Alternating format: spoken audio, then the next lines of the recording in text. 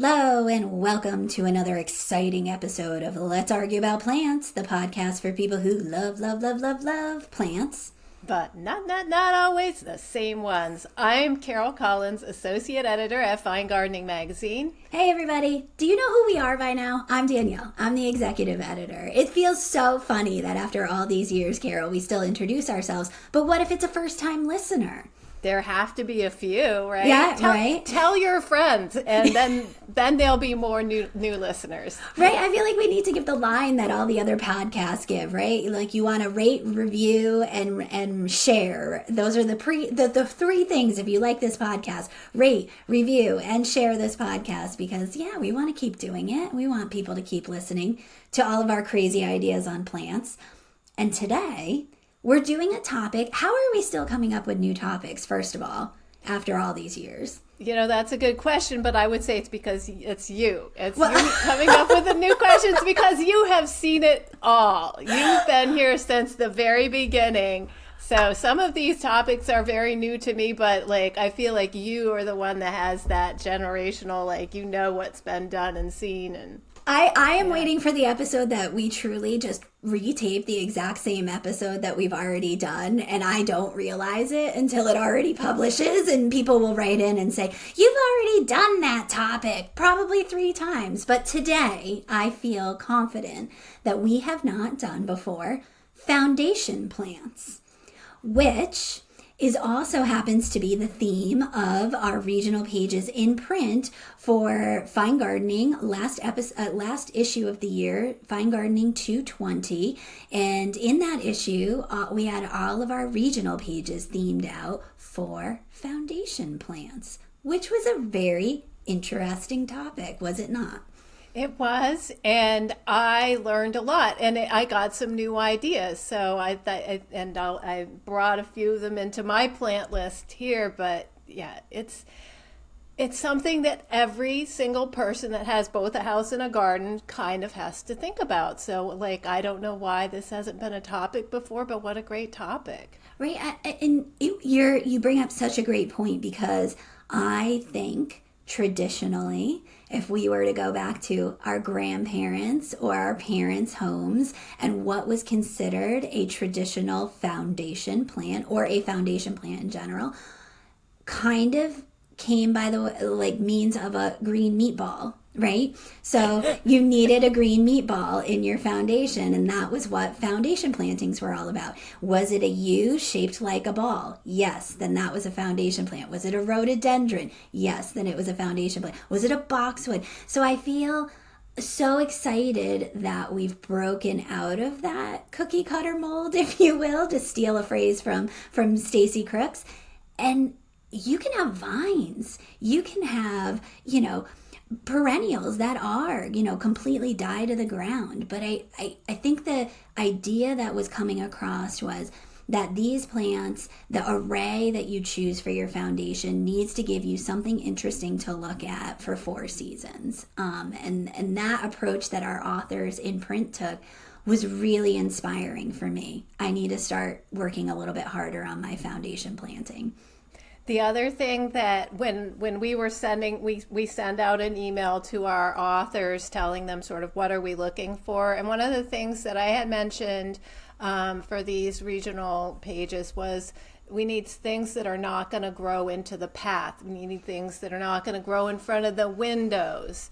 And that's the kind of thing that you have to think about in a foundation planting that you might not have to think about in a bigger garden bed that's further away from the house. Absolutely. And then, I know, Carol, you've got a home builder in your family, and, the thought of it's not a great idea to plant something that has a super aggressive, deep-reaching root system against your foundation.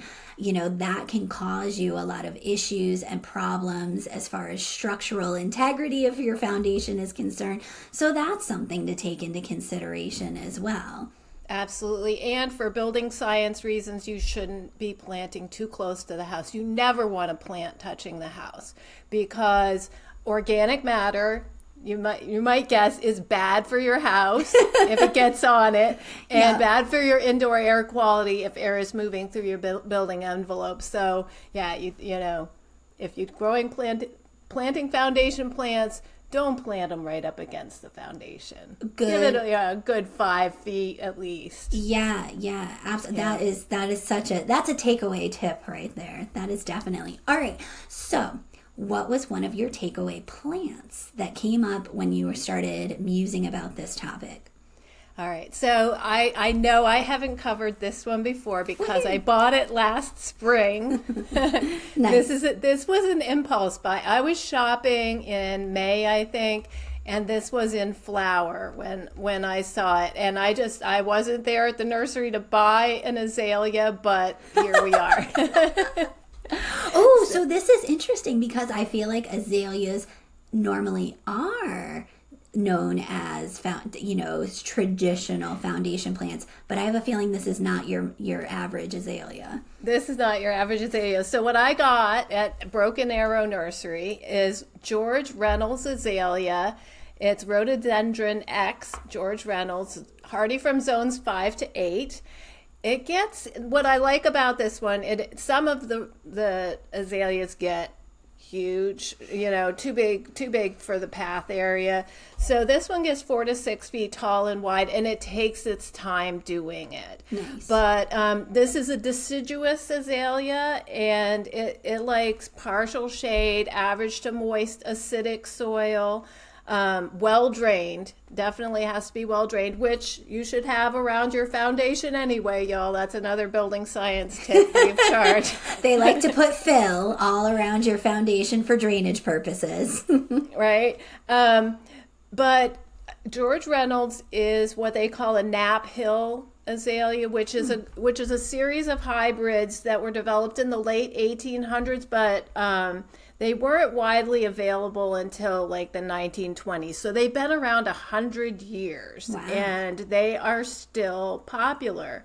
They were developed by a guy named Anthony Waterer at the Knapp Hill Nursery in England. And they are all deciduous. They're known for their winter hardiness. And they're also known for their zany colors. I mean, that might be a first. Have we ever used the word zany on the podcast before? That's great. I'm using that for a cover line coming up.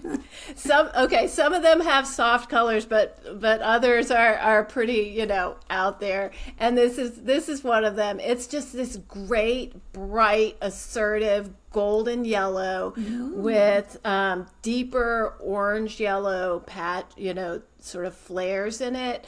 Oh. And for the size of the plant, which mine is only, at this point, maybe 2.5 feet tall, but the flowers are like 2 inches. Wow, so that is big. Yeah.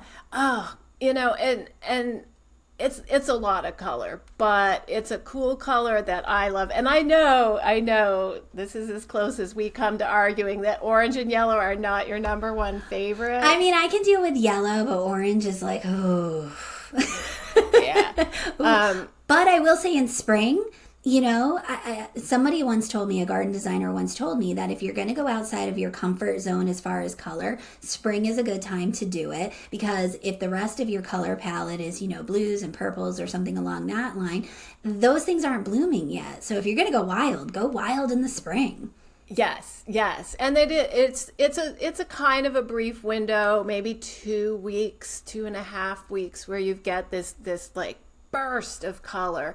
I do actually happen to have it right now planted next to an iris that blooms at the same time, that's got sort of white petal with a blue violet rim around the outside of it.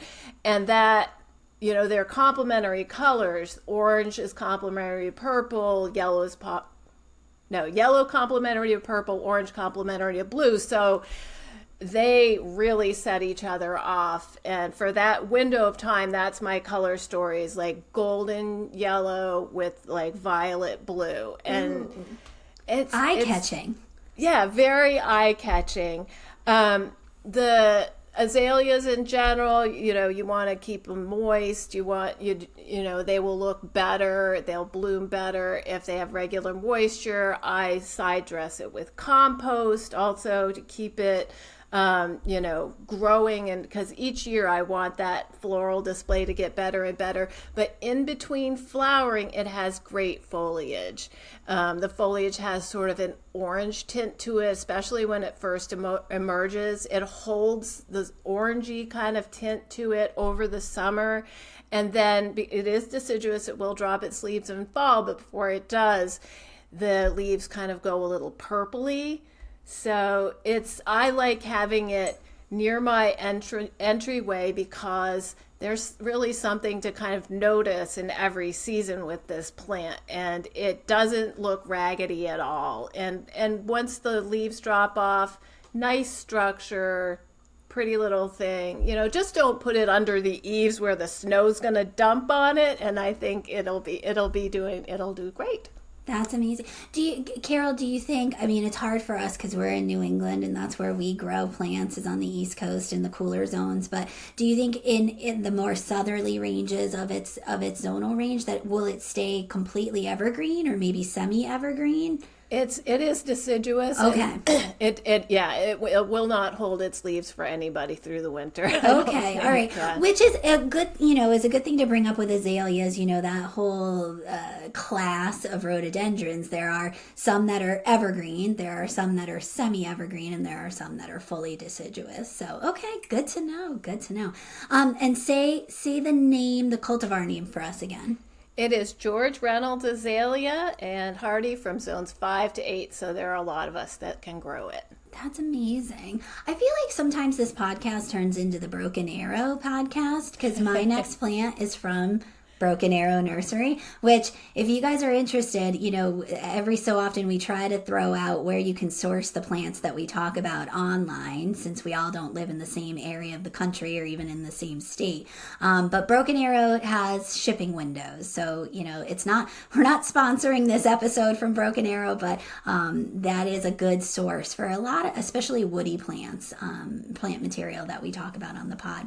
So, my Broken Arrow plant that I got as a foundation plant, several years ago, I looked outside and figured out I really don't have enough evergreens in my garden. I do not specifically have enough conifers in my garden because come November, December, January, February, not a whole lot going on, especially color-wise. I've got a lot of structural woodies that, the bark is cool and providing habitat for the birds to shelter in and all the good things, but I want some color. And so recently, Carol, you did an article with Darren Heimbecker on colorful conifers, and that will be coming out soon in our next issue. And I was inspired to go outside and take some photos of my colorful conifers for my editor's letter, and this was one.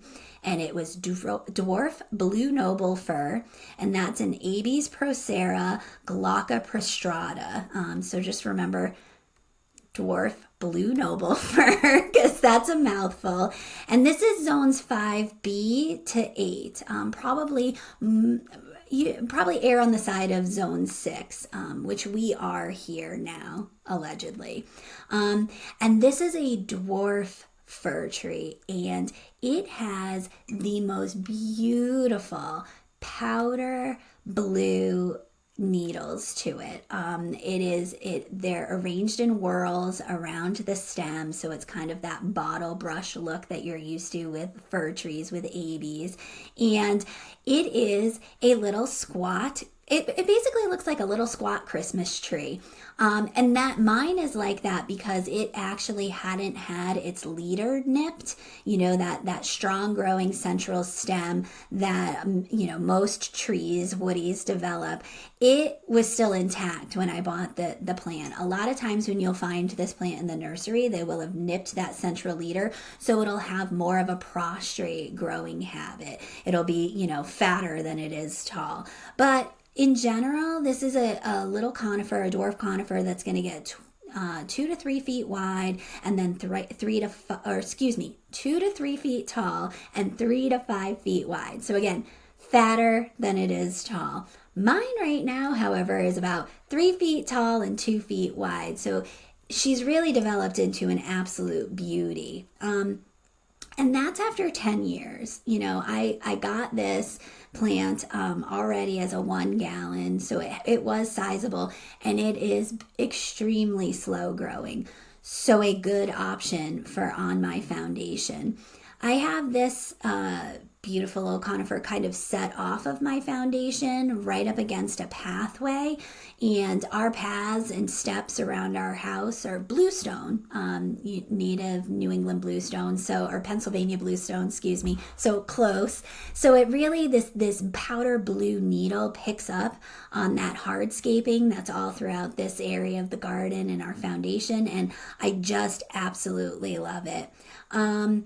I took Andy Brand, who at the time was working at Broken Arrow Nursery. He was a nurseryman there. He's now the director of horticulture at a botanic garden up in Maine, but he gave me advice when I purchased this to stake the central leader of this up for the first couple of years if I wanted it to be more upright instead of, more prostrate. And that's what I did probably for 3 years or so. And now it's sturdy all on its own and kind of a more upright version. But you guys will see photos of it in your show notes. That's actually my house.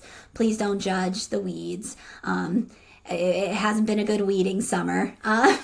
But this is a full sun plant. It likes well-drained soil, like most of the plants I think that you'll get from us in this episode. Well-draining soil is kind of a catch-all for the foundation. But again, that's Blue Noble Fir. Highly recommend this splurge-worthy conifer because dwarf conifers ain't cheap.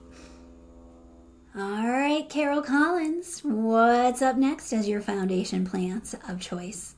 So I did decide to do a hosta that is not there in the wintertime. So a perennial, cool. And but I do feel like it is more acceptable to have a mixed border as foundation planting. Mm-hmm. And I also, I am not a big hosta fan, but if I was going to plant a hosta, this would be the one. And if I was going to plant a hosta on purpose, I think a foundation plant would probably be the safest place to do it. It's a defensible position. At least one side is blocked by the house. So yes. That and some deer spray, and you might have a chance of enjoying it.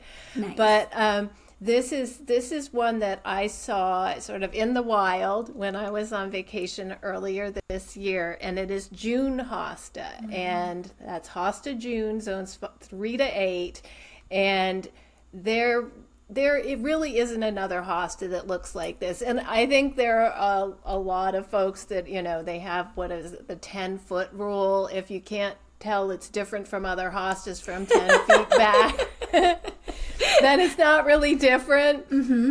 But this is one that you see and you go, oh, there you are, June. It's just unmistakable. So she gets about 15 inches tall, 20 inches wide. Late summer flowers are pale lavender. Even in flower, she stays under 2 feet tall.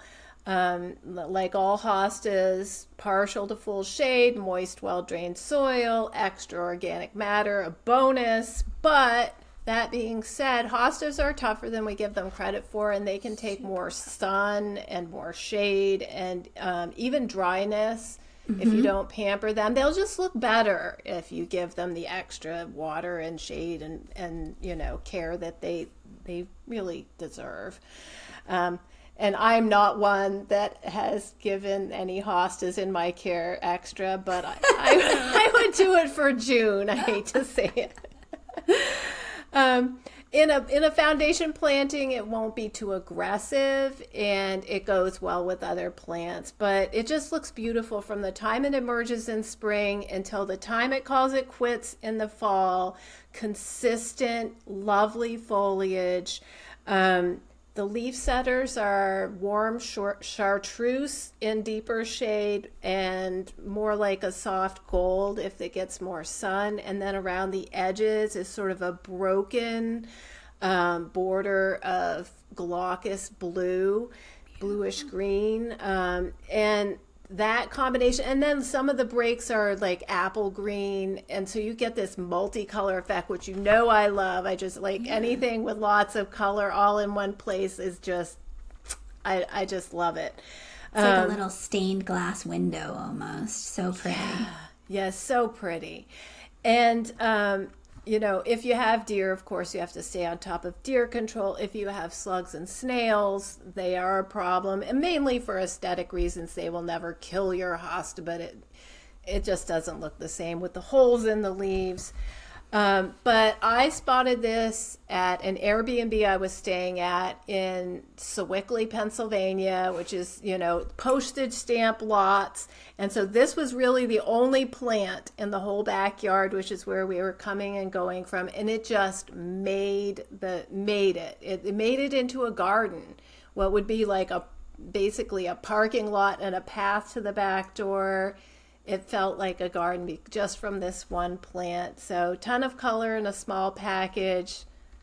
This is the one hosta I'm going to recommend. I feel like this is a famous hosta now too, because I feel like it did appear on the Fine Gardening Instagram feed as well, if I'm not mistaken. It did pretty well on the Fine Gardening Instagram feed. Yeah. June is famous now. She was on the cusp of going viral. But I have a few hostas in my foundation planting. I think Fire Island is one that I have in my foundation planting, and it's one that tends on the chartreuse side as well, with some blue in it. And you're right, like an excellent filler plant, and just such bold foliage that no matter what you seem to put with a hosta, it just sets it off, which is really nice. And that's a good choice for low care too. I mean, come on, low care, which is great.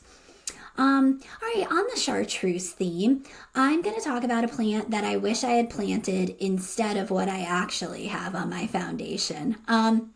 So I have a Cornus alba on my foundation, just the straight species.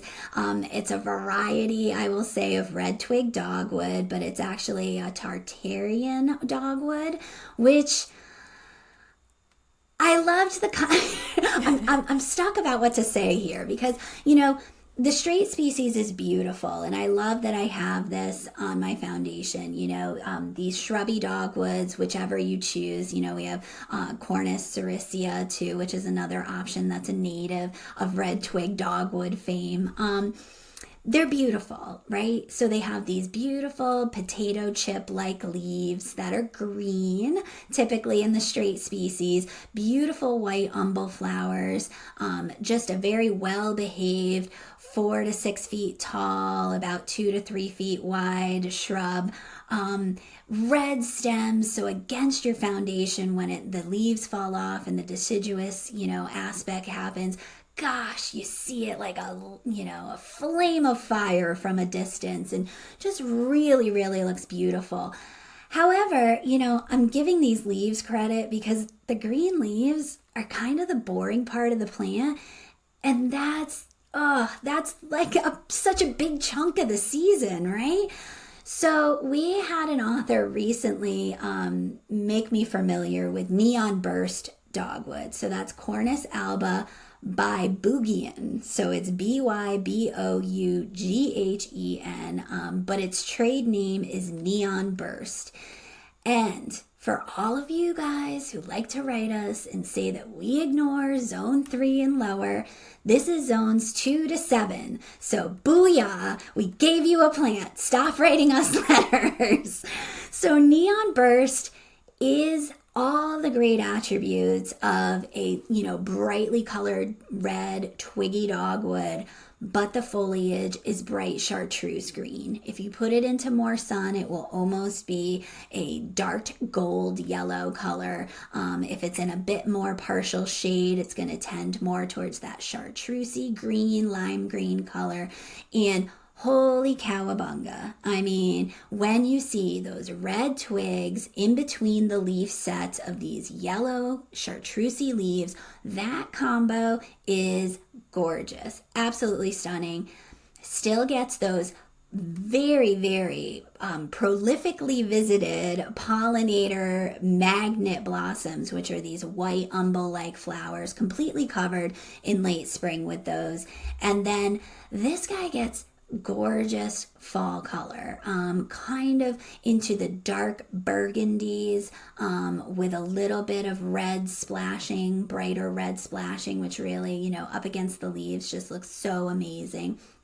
And then those red stems in winter, just so, so beautiful. So this plant truly has something going on in every single season. My straight species with the green leaf, kind of boring for a few months out of the year. So I really wish that I had planted Neon Burst instead. I'm gonna just bring something real quick. We're gonna do a quick pruning 101. You're gonna plant any of these colorful twig dogwoods for about 3 years, and at which point every 3 years, you're going to take out about a third of the stems right down to the ground. Generally, you can go by rule of thumb, anything bigger than a thickness of your thumb. Take out a third of those stems because it's the new stem growth that is the brightest and the most colorful. So if each year you're pruning out a third of the branches, you're guaranteed that 1/3 is just going to be like a firecracker in winter. So you're going to definitely want to do that with this Neon Burst dogwood. I think I just kind of skipped over. It's full sun to partial shade, well-drained soil, will take standing water. So where my straight species is right by my downspout. So it helps absorb some of that water that is, flowing through the garden and soaks that up so I don't have as many washouts. And again, I already said about 4 to 6 feet tall and wide on this, a little less wide into like maybe the 4 to 5 foot range. Neon Burst dogwood. It's a winner. Wish I planted it. Alrighty, Carol, we're coming up on plant number 3. I feel like so far, all of our plants together would make such a beautiful foundation planting. Agreed. It's like we planned it. Right, but I guess if they all make good foundation plants and mixed plantings make good foundation plantings, then it kind of makes sense. Plus, we have great taste. Yes, I mean, that is truly the truth of the year right there. So what is number 3? Will it go with our tableau so far? I think so, but it kind of depends on your house and how much space you have. Oh, okay. All right. I wanted to throw in something fastigiate because I think it's an interesting idea to break up, usually a foundation planting all one height back in the day, like you said, with the meatballs, like all one shape, all one texture.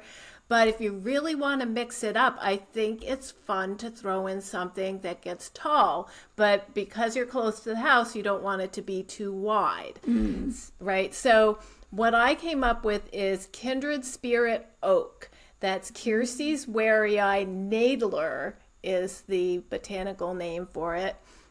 And it is hardy, another one that's super cold hardy. It is hardy from zones 4 to 7. So this one is a hybrid between a columnar English oak called Kiersey's Robar fastigiata, and that one was hardy from zones 4 to 8, and the northeastern native swamp white oak, which is Kiersey's bicolor, and that's zones 4 to 8. And put together, they came up with a seedling that combines the best qualities of both species. So it is very, very fastigiate. It can eventually get 30 to 40 feet tall, maybe taller than your house, depending on your house, definitely taller than my house. Okay. And 6 to 7 feet wide. Wow. Yeah. That's like an exclamation point. It is, cool. Right? So, don't put it in front of your window. But on the corner, or sort of, if you have sort of a wider foundation planting, sort of just as an exclamation point, as you said, in that planting with lower growing stuff around it. And I just, I think it really would break things up. I think it would actually look great with all the other things that we've talked about. Definitely. And what I also like about it is it's going to have a lot of the same wildlife value that you would get from that Northeast native swamp oak. So it makes acorns, so you're going to be feeding birds and other wildlife. And there are so many species of caterpillars which eat oaks that then those caterpillars are what the birds use to feed their babies in the spring. It's one of those keystone plants that you usually can't fit on a smaller lot, and this is a solution to that problem. So full sun, average soils, really not fussy about those kind of conditions, but be disciplined. Plant it at least 8 feet away from your house and out from under the drip line so you don't have water splashing off from it back onto your house when it rains. So placement will require some planning, but for screening, I think it would be fantastic. If you've got a porch that you want to keep private, I think having that, screening some of your views from the porch would be a great use for it. Birds will use it for nesting. It's deciduous, but like a lot of oaks, it'll hold the leaves longer into the fall. So you still have that movement and color well into winter. And I don't have this one, but I do really, really want it. I love the fact too that we've been talking, thanks to Doug Tallamy's books, especially The Nature of Oaks that he wrote, that oaks are, if there is a super plant on the planet, it's probably oaks. They have some ridiculous number of pollinators and caterpillars and species that they help support. But I'll be honest, most oaks aren't going to fit in typical lots. They get much too big. So I love that this is an option for that. And, you brought up a really interesting design point. I happen to have a very tall and narrow house and I'm on a hill. So the structure is very imposing. And, one of the first design principles that I learned when I came to fine gardening was to plant a small tree on the corner of the house on one of those axes that helps bring down the scale of how tall and imposing my house looks. So it doesn't look like this, House of the Seven Gables kind of standing out like a big old point. So I think I love that idea. I understand what you're saying that, it'll dwarf some lower or smaller, scale houses. But for people who really deal with, these tall, narrow, imposing homes and you really want to bring down that scale, I think that this is a great plant. So amazing. I need that. Putting it on my list right now. And it would look great with my next plant, which is Blue Shadow Fothergilla. And that's Fothergilla X Intermedia Blue Shadow. It's zones 4 to 8. This is kind of a dark horse, I think, when it comes to a foundation plant because it is a smaller shrub that is deciduous. So there's a portion of time that, yes, this is just going to look like sticks during the winter. But the sticks are very pretty. It almost has a silvery paper bark almost appearance to it. So it's a very pretty stick. So let's not get that twisted.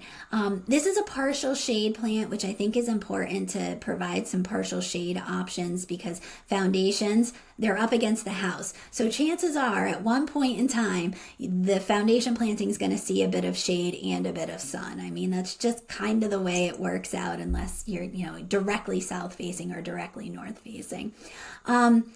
This guy will also take moist to wet soil that's slightly acidic. And again, a lot of the times I'm looking for things on my foundation that are going to absorb some of the water that's coming off of those downspouts that are, beyond the French drain area that, I don't want water in the basement. So help me out, guys. So this is a good plant for that. It's a gorgeous dwarf shrub. It gets 3 to 5 feet tall and about 4 feet wide. In the spring, heavily scented white bottle brush flowers appear. they look like those brushes in the car wash that, kind of go against your car. And apparently you're not supposed to do because it messes up your paint job, but I do it because I'm lazy. So those little brushes are all over the plant, and the honey smell that they emit is just delicious. And it must be because the pollinators, especially the early pollinators who are desperately looking for some source of food, will flock to this plant. Then the leaves start to emerge. So you get that cool, I always love a plant that blooms before it leaves out because it's just so striking. So when the leaves emerge, they are very witch hazel-like. So they're rounded with a ruffled edge and very, very deeply veined. So you have that nice structure, but very similar to my blue noble fir, it is a powder blue appearance. So it literally does look like it has a blue shadow on the leaves, hence the cultivar name. Paired with hostas like June hosta, or maybe some Japanese forest grass, anything in that yellow blue combination. Oh, delicious. I could eat that combination up. It would just be absolutely divine. And in case you were like, oh, well, that's only a few things. It's got cool foliage and it gets spring flowers.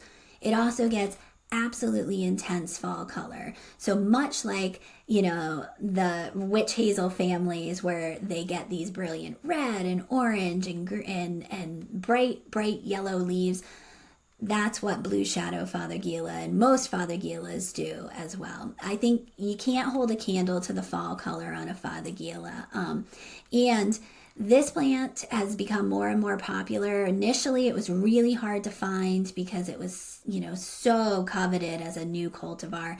But now you can pretty much find it with a quick Google search and could have it delivered to your house tomorrow. So, yeah, and that's blue shadow Fothergilla. All right, Carol.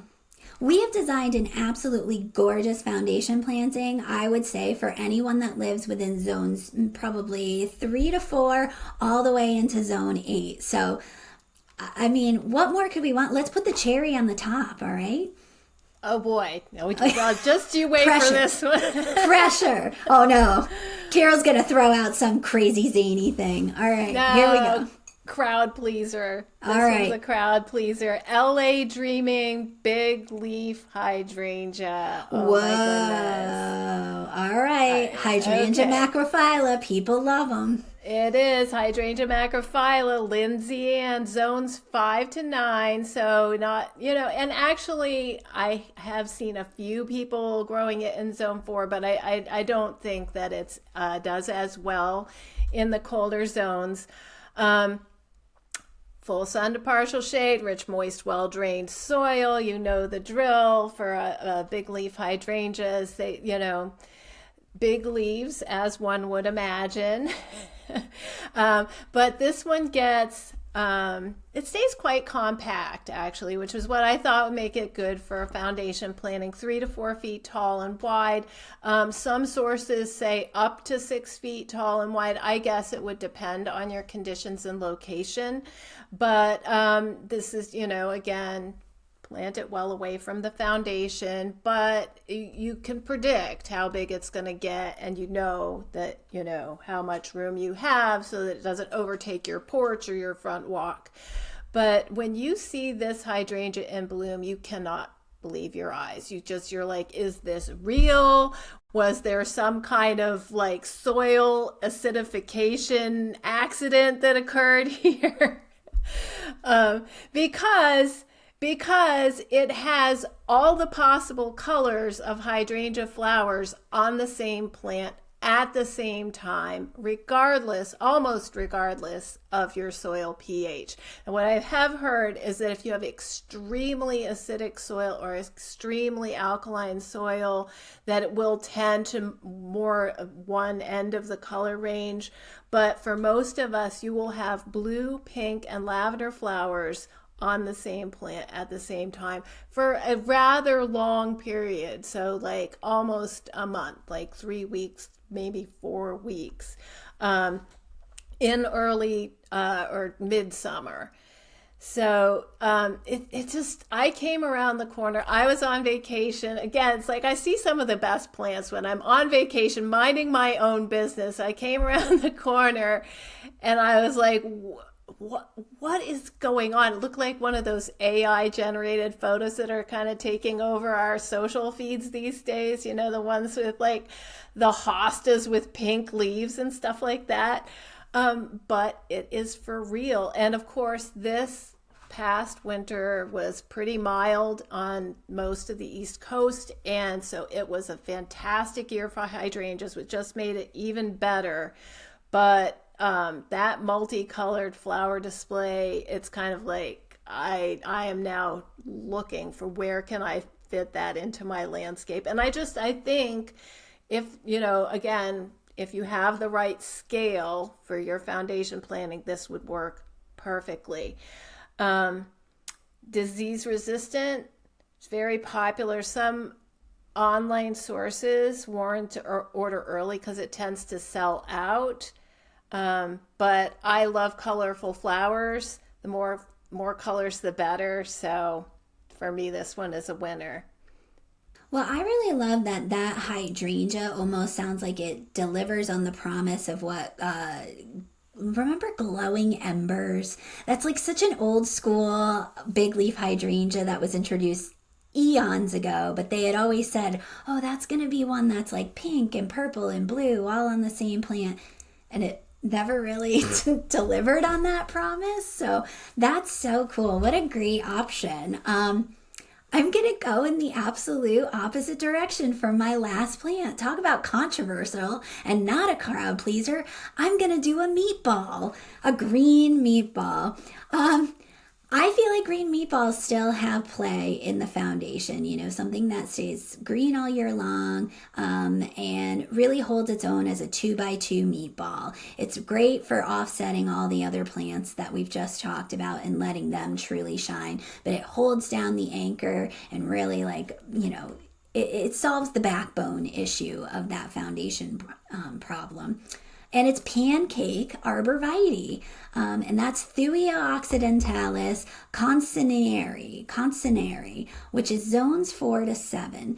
Now, I know what everybody's thinking. I have deer, okay? And I realize this is an arborvitae. This is an eastern arborvitae. This is not Thuya plicata, which deer tend to avoid. This is the one that they tend to eat into little rocket ships. So they don't touch this though. And the reason being is that this is, I feel like, going to be recategorized into a different genus and perhaps species down the line because the texture of it is not scaly like an arborvitae is. It actually feels like a juniper. It has very kind of prickly, soft, teddy bearish appearance, but then you get in there and it really does spike you. So it's not your typical Eastern arborvitae. So we were sent samples of this plant 13-ish years ago, 14-ish years ago.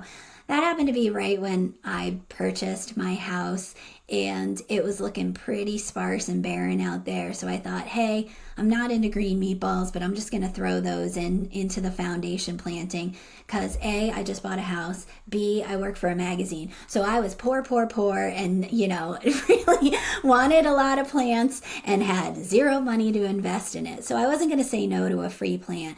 But since then, this pancake arborvitae has really shown up. It is a really amazing, solid plant. It stays evergreen. As the temperatures start to dip a little bit, it does get almost like you'll see with cryptomerias, kind of a purplish flush to its needles. So it's like a greeny purple color. It doesn't flower, doesn't do anything, but really just hold down the fort, which is great. Takes well-drained soil, full sun. It's super drought tolerant. One of the ones that I have is actually, and I think it'll be the picture that's in the show notes, is right along a stone wall that it's almost growing out of a rock crevice that's between the stone wall and our front path that's at our house. So this is not getting well watered. It's competing for a lot of resources with a lot of the other plants that surround it that I've already mentioned in this podcast. And it's just a really, really interesting plant that doesn't look like an arborvitae. Deer have not touched this, and I have two, and one is kind of in the outer reaches of my foundation planting, which is almost a good 15 feet off the house in the deer superhighway that they use to get to the vegetable garden. And I've never seen it nibbled, which is pretty remarkable. And I think it's because of that more needle-like texture that it has. So, 2 feet tall, 2 feet wide. It's the new and improved green meatball. That's what I'm going to start calling it. And now, because everything sounds better with a British accent, here's Peter to talk about food. What? Food, Peter? Oh, jeez, here we go. Why do the plants we surround our homes with sound like they belong on a dinner plate? It's quite hilarious when you think about it. So many of the shrubs that have been classic foundation favourites of the past are referred to as meatballs, and rightly so.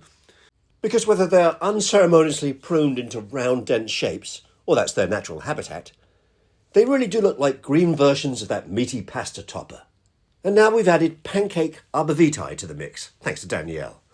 But let's be honest, lots of gardeners have described a number of plants as having pancake-like habits, and those low growers are ideal candidates for hiding an unsightly foundation without blocking any windows. I find these pancake plants to be especially eye-catching, like adorable little flapjacks just lounging around, flat and stackable, as though they're waiting for syrup. It's as if landscape designers long ago were getting really hungry while coming up with descriptors for the all-important components of the foundation planting. Imagine someone visiting your house for the first time, expecting some lovely flowers or greenery, and instead you tell them you've got meatballs and pancakes growing by the foundation. You can almost see their confusion as they imagine a bizarre garden-themed buffet sprouting up along your house's edges. Are you feeding your house, they might ask, wondering if your home has some sort of strange architectural diet. It also doesn't help that you can mix these food name plants together for a full-course meal experience. A row of meatball shrubs with pancake ground covers in between sounds like the start of a backyard buffet, not a garden. And then when you add in other plants named after foods, like butterfly bushes, wait, there's butter now? Or potato vines, you're basically turning your garden into a 3-star Michelin restaurant. At this point, you're not just landscaping, you're meal prepping for the next garden party. Okay, that's enough of that. I need to start the oven and switch on the bear now. All this food talk has made me famished. All right, Carol, I think that we basically queued this up for Peter because, we talked about meatballs right at the top of the show, and that seemed to be on the brain for him for the rest of the episode. Well, me too, actually. Now I'm hungry. All right, so let's just get to this guest so we can get it over with. Well, listeners, I'm very, very excited because I'm about to introduce a guest who, I'll have to get confirmation from him, but I believe that we have known each other for the better part of a decade or more. I was out in Chicago many, many, many years ago and met this gentleman who has just become an invaluable contributor to Fine Gardening magazine. So without further ado, I'm going to have him introduce himself. Guest, who are you? Well, I'm not a mystery guest anymore, I guess. I'm Tony Fulmer. And as you said, I am the former chief horticulture of Chalet Nursery, which is a large nursery landscape garden center operation on the north side of Chicago. And I was there for 34 years before retiring. And you are absolutely right. But I actually think it was even more than 10 years ago that we met. And that was one of the happy days of my life because that started our association.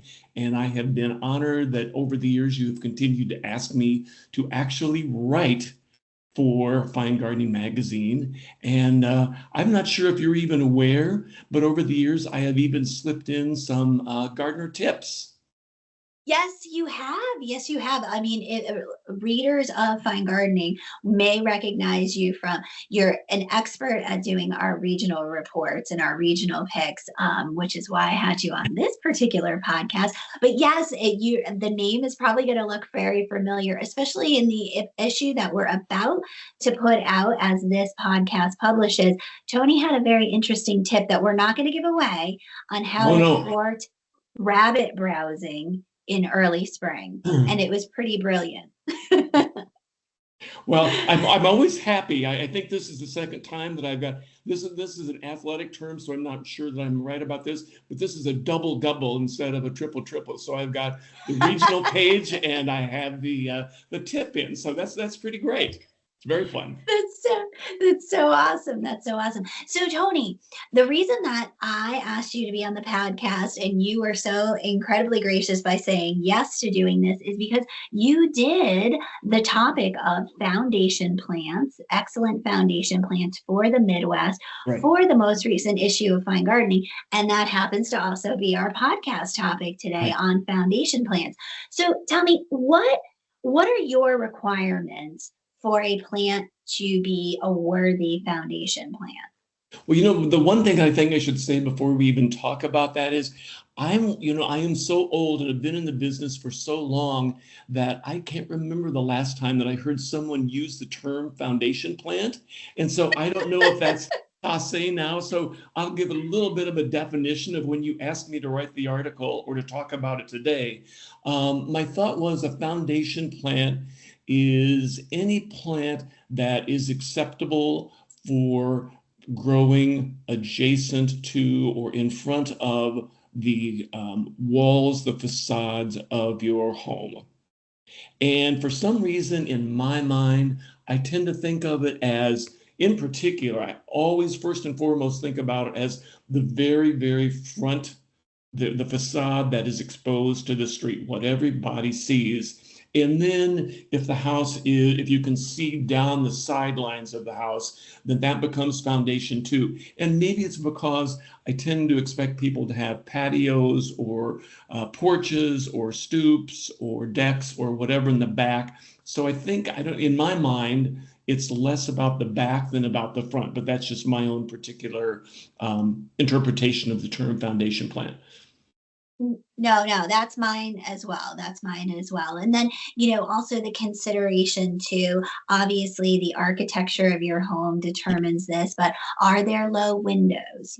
Is this, a place where you're not necessarily going to want a shrub that gets 15 feet by 15 feet. I think that we keep it a little loose because we're not sure what some individual person's home and architecture might be. But I think you did a really good job in your regional page about talking about application. Here's a plan I really like in the foundation, but here's where I would also be using it as far as a location around the foundation. Right. And typically, I guess, and certainly in larger homes, I think, and especially as you get to the corners where you're softening corners and tying it to your lot, to your site, typically I tend to think for most people, I think in terms of 6 feet or under, maybe 6 to 8 feet, but 8 feet's kind of at the top because, as you say, it's about windows and doors. And particularly when you get to the front door, I remember my landscape professor at University of Illinois talking about peekaboo landscaping. And what you don't want, you're trying to, as you get to the front door, I don't want to make this class design, but you're trying to get things lower as you approach the front door, because the front door is the focal point. And you don't want, psychologically, there's something about going up a sidewalk and trying to get to the front door, but you can't find the front door because things have either grown up and it's not obvious where the front door is, or the front door is encroaching on the sidewalk. And psychologically, it's just not welcoming if you have to pass through single file to the front door. So I think we need to think in terms, especially as you get to the front and you're funneling vision the front door, things that are lower. Now, if you have a 2-story house or split level and your front door is on the higher part of the house, you can get away with a little bit more height. But generally speaking, in the article, I tried to limit myself to things that are 6 feet or under in mature height. I love it. And we love getting in some design tips into this usually plant heavy podcast. So that is so invaluable. I love that, because you're right. If people start feeling anxiety or a little kind of mysterious about where the front door is. That's a feeling that you don't want guests, visitors, the Amazon man to actually have to experience when trying to get Well, into your and house. regardless of whether you have a Ring doorbell or not, then I think you also have to think about that from your perspective as the inhabitants of the house. And a number of women in particular have made me very aware over the years about security and about Mhm. the ability of having tall shrubs against the house where people could hide, people could be accessing windows and peering in. So it's not just about appearance from the front and access to the front door, but it's also a security thing. Make it more difficult, and just make it safer for your family in the house. I love that. I love that. All right, so we've done the buildup of design principles. What was And now when my I, time is over. no, I'm just like, I am ready for the plants. Can you tell? I'm like poised. I'm ready. So, what was the first plant that really came to mind for you as a choice for a good foundation plant? Well, I could shuffle them in order, but and this may seem unusual, but I actually thought about a semi-vining clematis. And the one that I chose is Rigucci. And when you see it for sale, it is either Roguchi or also Rooguchi. But it's interesting because it's a hybrid between a vining type and a shrub type. And so it has the best of both worlds. So it's intermediate. And Rigucci will get about 6 to 7 feet tall and 3 to 4 feet wide. But unlike most clematis, it doesn't have the little tendrils. So it doesn't self-support as it grows up something. So mine I use in an obelisk, and I have it growing through there, and it grows to the top of the 6 foot obelisk, and it spills out through all of the openings. But the coolest thing to me about it is, I'm sure many of your listeners have read the catalogs and read the books, and I don't know where this has ever happened, but they talk about clematis that blooms all summer long. Well, Rigucci is the one, and I don't know if it's because it's a hybrid, but mine started blooming in April this year, and it is still in full bloom. It has been in full bloom all spring, all summer, and now into the fall. And then Wow, it's that's incredible. And crazy. yeah, and hummingbirds love it, and Mhm. bumblebees go crazy. They love it. And it's a wonderful little nodding downward bluebell that has silver tips. And then, of course, you have those typical fluffy gray-white seed heads the clematis always have. It's That really, really great. now, Tony, talk to me about, because I hear clematis and I am just like, okay, what am I going to do about pruning? Because I feel like sometimes you need a PhD to figure out how to prune this particular group of plants in Absolutely. spring, in fall. Absolutely. Yeah, you should never, especially if you're one of those people that calls yourself a brown or a black thumber, you should never leave the nursery without specific instructions, especially if it's not on the tag in the pot. And there are 3 different pruning types. And the pruning is based on when the plant blooms. And in Rigucci's case, it is something that blooms on new growth, and it blooms on new growth that it makes all season long. So I leave it up for the interest because it's near a window, so I can see the seed heads over the winter in the obelisk. And so about March, I go in and cut it to 6 to 8 inches of the ground, and then as soon as it warms, it starts growing. And as I said, by April, it's already starting to bloom, and then it blooms all summer long. So it's a really special clematis in my mind. That sounds super easy for me too, because I will say, your time is limited in spring as a gardener. You have so much to do. So the fact that, this is a vine where you don't have to sit there and go, okay, if it's a stem bigger than my thumb, I prune it back. If, Right, only a third of the plant gets tipped, that's easy peasy. 6 to 8 inches, whack it all the way back, and you're good to go for the rest of the right, right. season. That's That's my kind of plan.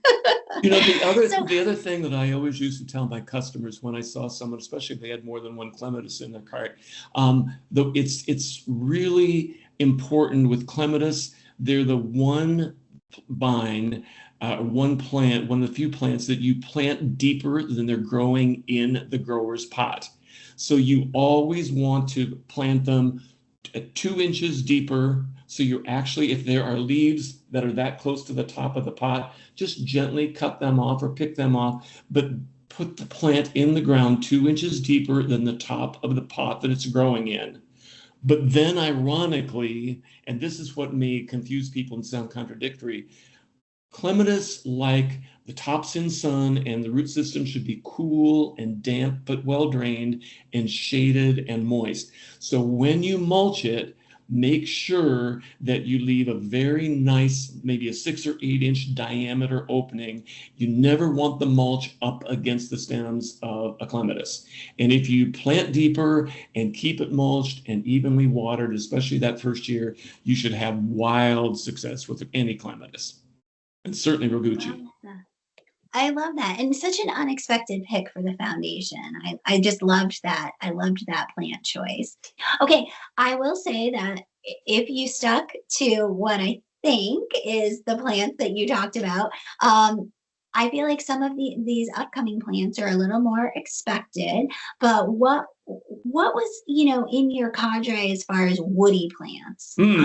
Well, I think my very first pick, and one that I think is so versatile, because everybody is always looking for either a dwarf tree or a columnar tree, and the best of both worlds is a columnar dwarf tree that you can put in a really tight spot, like between windows, or that funny wall, that panel that usually is between the end of the garage door and the corner of the house, and you have space that's maybe 3 or 4 feet tall, and you'd like something that has a little bit of height that can soften that corner of the house and tie it to your property. And so I love dwarf columnar European hornbeam. And I know it's a mouthful, but it's a wonderful plant. It's very elegant, but its genetic destiny is just to grow in this wonderful, tight little, either very tight oval or tight column,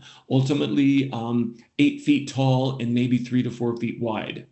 And it has these very nice, very elegant, but fairly fine textured green leaves. And it has the smooth gray bark that's like a beech tree, which is really, really nice in the winter. But in the winter, even after it drops its leaves and they turn a yellow color, after they drop, you've got this wonderful silhouette. So you still have an architectural form all winter long that will soften, if you have a brick wall or if you have a wall of siding that you don't particularly like, it will stop your eye and hold your eye there, because it's a very interesting plant. Very slow growing, but literally after many years, it'll be 8 feet tall and 3 to 4 feet wide, and you never, ever have to touch it with a pair of pruners. It's just genetic destiny. It's a great plant. Oh my gosh, I love, like, that is just so, and a tree, an 8 foot tall over its lifetime tree. That's crazy great. Well, and the thing that sometimes when you buy them, you'll find the branching all the way to the ground. I think it's most usual to buy it where it's already been trimmed up a little bit, so you have this perfect little 6 or 8 inch smooth gray, beautiful gray bark, and then all this tight little branching. And there's lots and lots and lots of branching. So even in the winter when the leaves are off, you still have this wonderful architectural form. Really love this plant. It prefers sun.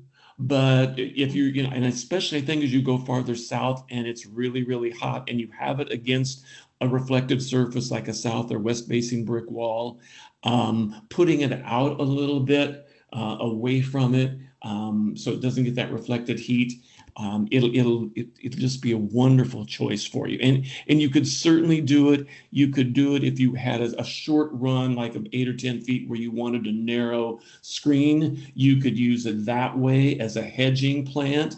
Or you could certainly use it. It has enough seasonal interest. You could use it as a specimen. It sounds beautiful. And I have seen pictures of this. And listeners, just as a reminder, even our guests' plants, we do put pictures and all the horticultural specifics up on our webpage. So you're going to go to finegardening.com, navigate to that podcast page, and you will see all of Tony's pics there, as well as photos, including this dwarf columnar European. Oh my gosh. Hornbeam. I just blanked. Hornbeam. Hornbeam. I was going to say Hornbeam. beech tree. I had beech tree in my head. Hornbeam. Well, you talked about seasonality, and I do believe, if I'm not mistaken, that you do have an evergreen on your list. I do, and it's a new one to me, and I think it's a dwarf conifer, a dwarf evergreen called August Moon. And it's one of the American arborvitae types, and everybody seems to be crazed by, the tight ball-like geometry, natural geometry, and outline of boxwood. And if every once in a while, it's just nice to have a little splash of color. And I was shopping this spring at a nursery, and it's wonderful when you don't expect to see. You're not shopping for something, and all of a sudden this plant just says, "I'm going home with you. I want to be in your garden." And it's a dwarf arborvitae that grows in a perfect globe, and ultimately will be 3 feet tall and 3 feet wide, and it has this wonderful bright gold color. Now, my research has indicated since then, after I got it home, because I was buying it one way or the other, it didn't matter, it was coming home with me, that it takes on some winter color and takes on like kind of a bronzing over the ends of the plant. And that doesn't mean the plant is dying. It just means that's what it does for the winter.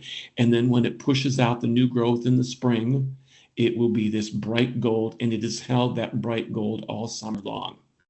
Now say the cultivar name, Tony, because I'm not sure that we said it. The cultivar name is August Moon. August Moon. Okay. And it's a type of an American arborvitae. And it's 3 feet tall and 3 feet wide at maturity, so it's going to be expected to grow maybe 1 to 2 inches a year.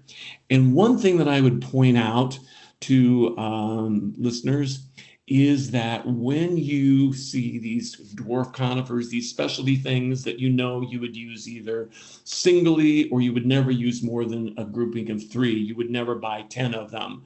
When you read that tag from the grower, typically on dwarf evergreens, that's it, with the height and spread is for 10 years.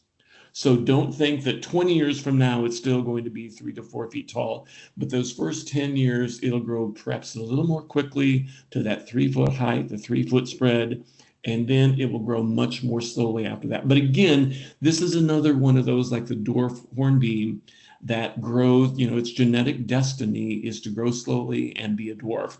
And so it's for those of you that like round meatballs in the landscape, here's your chance to have a gold meatball in the landscape. I love it. I absolutely love it. I think that's great. And what a good tip too about the 10-year growth being usually what's on nursery tags and from the breeders, because I will tell you that, I got burned by that. I moved into my house about 15 years ago or so, and I bought a Canisiferous Snow was the cultivar name, and it just said, 3 by 3. And I thought, this is great. Well, my Snow Canisiferous right now is about 7 feet tall and it did stick to about 3 feet wide, but it is most definitely, it has not stuck to its tag. So that's a good tip. Now, all right, I don't want to hedge my bets. I told you that, 3 to 4 plants. So I wasn't sure if you had a 4th plant or not, or if you're going to leave us with those 3. Well, you tell me what you like. I can talk about plants all day long, and I know you don't want that to happen, but do you want to keep the 4th plant a secret or not? I think we should keep the fourth plant a secret because you've just given us so much good stuff already. And if you want to know what Tony's fourth plant is, you're going to pick up the latest issue of Fine Gardening, and it's issue 220. And that is our November-December issue. We're closing out 2024.